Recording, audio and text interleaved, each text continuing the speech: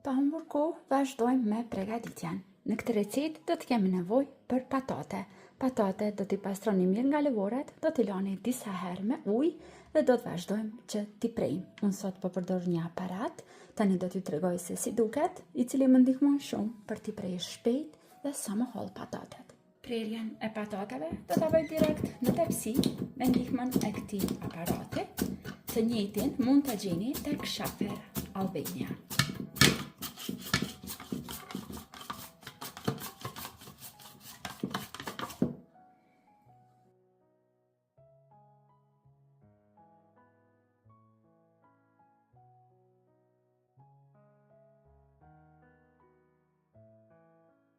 Pasi kemi prerë patatet më holl, vazhdojmë dhe rendisim një tepsi përpjekje në këtë mënyrë. Patatet i kemi renditur, vazhdojmë tani që ta përgatisim salsën me të cilën do t'i pjekim në furrë. Fillimisht në një tenxhere do të shtojmë një lugë gjille me gjalp dhe do të presim në zjarr mesatar derisa gjalpi të shkrihet. Mua në gatimet e mia më pëlqen që ta përdor gjalpin, por ju mund të përdorni margarinën ose vajin.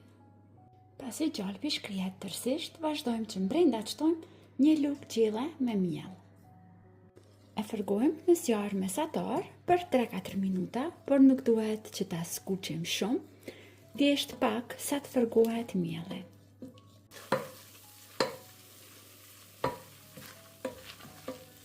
Tani që mielli është skuqur për disa minuta, vazhdojmë që brenda ta shtojmë qumshtin. Në total do të shtojmë 500 ml me qumësht. Vazhdojmë e sjejmë në zjarr mesatar, duke e përzier pa ndërprerje, që të sigurohemi që nuk do të na mbesin trupat tek kremi për 5 deri në 6 minuta. Nuk duhet që ta trashim shumë, duhet na mbetet pak më i holl kremi. Në këtë mënyrë do të trashet pastaj gjatë pjekjes në furrë bashkë me patatet. Në momentin që kremi fillon të trashet, e ndalojmë zjarrin.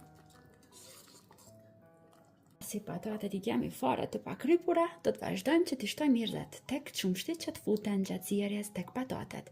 Fillimisht do të shtoj një lugë të mesme me erëza të përziera. Lugë të mesme kryp, hudër në pluhur, shumë pak rigon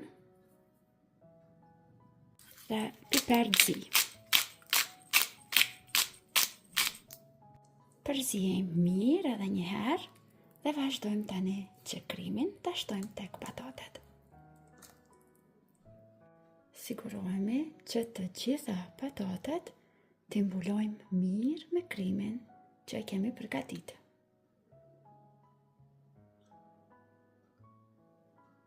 Para se të vazhdojmë, do t'i fusim përpjekje, si për tepsin, do ta mbulojmë me letër. Letrën e kam lagur me ujë.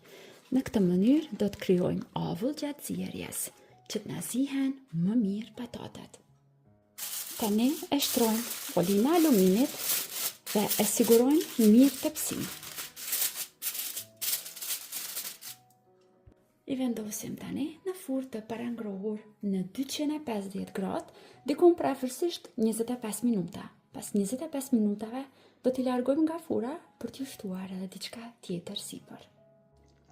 Dhe tani pas dikun 25 minutave në furrë, patatet do t'i kontrollojmë se a janë pjekur. Pasi sigurohemi me një piron që patatet janë zbutur mjaftueshëm dhe janë zier, sipër vazhdojmë që t'ju shtojmë kashkavall të bërnërinde për t'ja shtuar edhe më shumë shijen. E rikthejmë tepsin në furrë, dikun edhe për 10 deri në 15 minuta tjera, derisa kashkavalli sipër të jetë shkrir mirë dhe të formohet një ngjyrë ardë.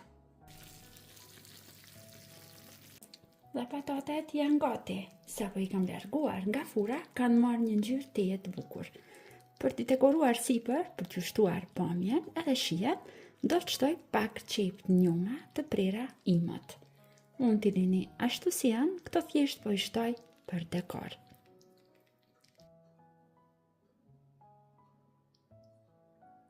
Dhe të dashur miq, patatet i kemi gati. Mund të shtojmë dhe t'i shërbejmë për një drekë të shpejt dhe plot shije. Mund t'i shoqëroni me filet pule, me peshk të pjekur, ose vetëm si patate me një sallatë. Deri në video recetat e radhës, mbeteni të përshëndetur nga unë.